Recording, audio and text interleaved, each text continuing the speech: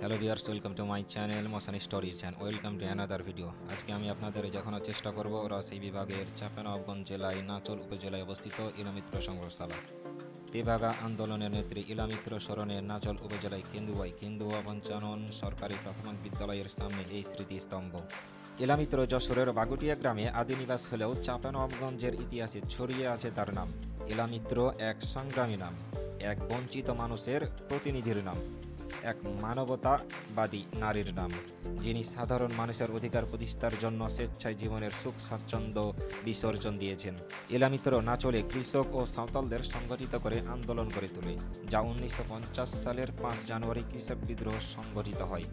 Police ও সেনারা এই বিদ্রোহ দমন করে। তিনি পালানোর সময় বন্দী হন এবং রাজশাহী জেলে নির্যাতনের শিকার হয়েছেন।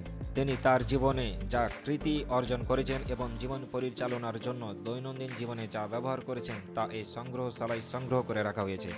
তিনি 18 অক্টোবর 1925 সালের তৎকালীন ব্রিটিশ ভারতে জন্মগ্রহণ করেন এবং 13 অক্টোবর 2002 সালে 76 বছর বয়সে মৃত্যুবরণ করেন।